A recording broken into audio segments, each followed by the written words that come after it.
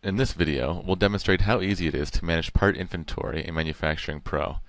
Let's start by selecting and expanding our recently created miter saw order. For a demonstration on how to create an order, we recommend watching our previous videos.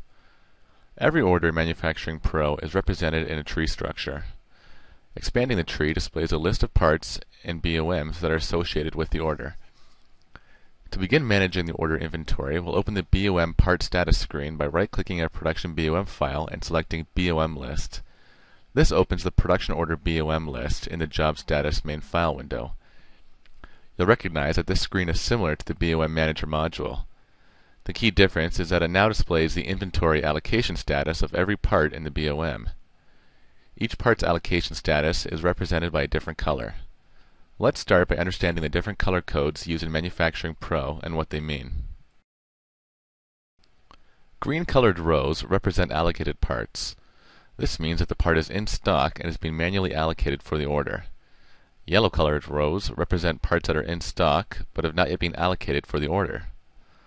Blue colored rows represent parts that have been placed on order but have not yet been received for job allocation. Orange-colored rows represent parts that have been manufactured but have not been received for job allocation. Red-colored rows represent parts that do not meet the stock quantity for the required order. And finally, gray-colored rows represent parts that are over-allocated for the job. Each part in an order is assigned one of these colors based on the required inventory for the order. Like the BOM manager, each part is broken into several columns. Let's take a look at the new columns. The first column shows us the current unassembled stock quantity of the selected part. Unassembled stock represents the loose inventory of that particular part.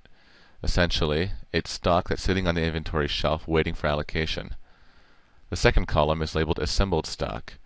A quantity in this column means that the part is currently used in an existing inventory assembly. This is useful for manufacturing businesses that choose to stock small finished assemblies in their parts room. The third column is labeled on order. A quantity in this column means that the part is currently on order and has a release issued for it. The fourth column is labeled required. This is the required number of parts for the assembly. The fifth column is labeled allocated. This column represents the number of parts that have been allocated for the order. The sixth column is labeled total required. This is the total required number of parts for the order. This column is useful because the same part can exist in multiple assemblies in one order. The seventh column is labeled in process. This number represents the number of assemblies that are currently being assembled.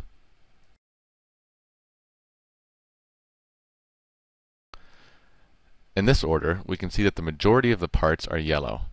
This means that the parts are currently in stock but have not yet been allocated for the order. Let's begin by allocating these parts and completing our order. Allocated parts are parts that have been set aside for the specific order. To allocate a part, simply click the Allocate column and enter the desired quantity. Manufacturing Pro automatically takes the allocated parts out of the unassembled stock quantity. Once all of the parts of an assembly have been allocated, the assembly will turn green. This means all the children have been properly allocated for the job. We'll continue allocating parts that are currently in stock.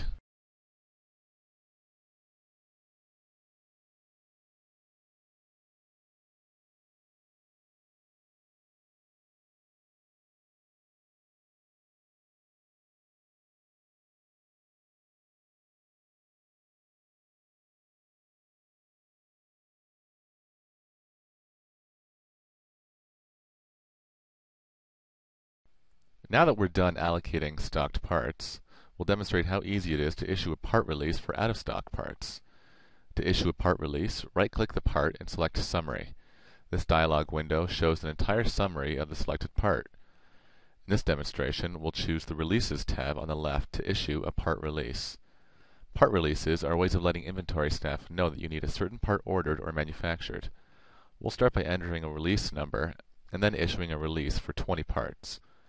Save the release to confirm the changes. The selected part row has now turned blue. This means that the part is currently on order, either to be manufactured or to be purchased. We'll continue working through the order, issuing releases to necessary parts. To finish the order, we'll need to receive the parts that are currently on order. To receive these parts, we'll simply complete the part release. To demonstrate, we'll click on a part that is currently on order. Like before, we simply right-click the part and select Part Summary. In this case, we'll assume we have just received the shipped or manufactured part. To mark the parts as received, we'll increase the Received quantity box. Let's say that we received all 20 parts. Because there are no more outstanding parts on order, the release will automatically close. From here, we can allocate the part just like we did previously.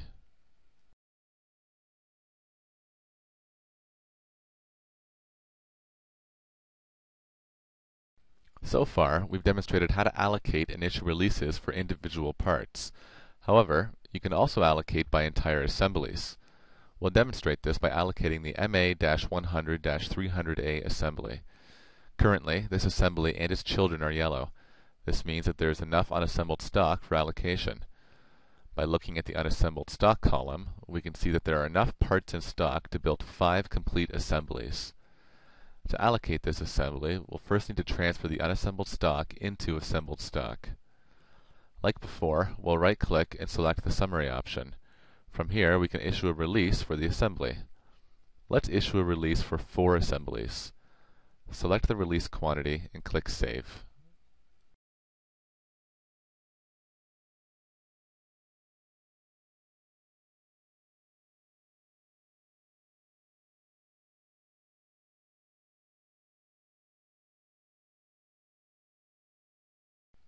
Because of our new assembly release, the On Order column now displays 4. This means that 4 assemblies have been ordered. Notice that the children of the assembly are now grayed out.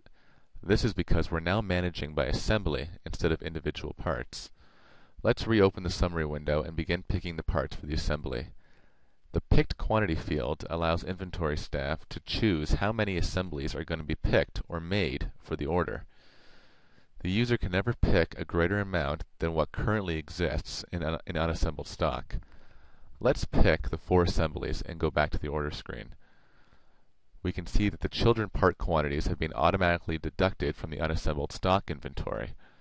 We can also see that there are 4 assemblies currently in process. The In Process column tells us that the assemblies are currently being made.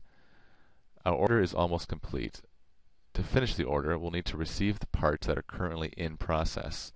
To receive these parts, we'll simply complete the assembly release.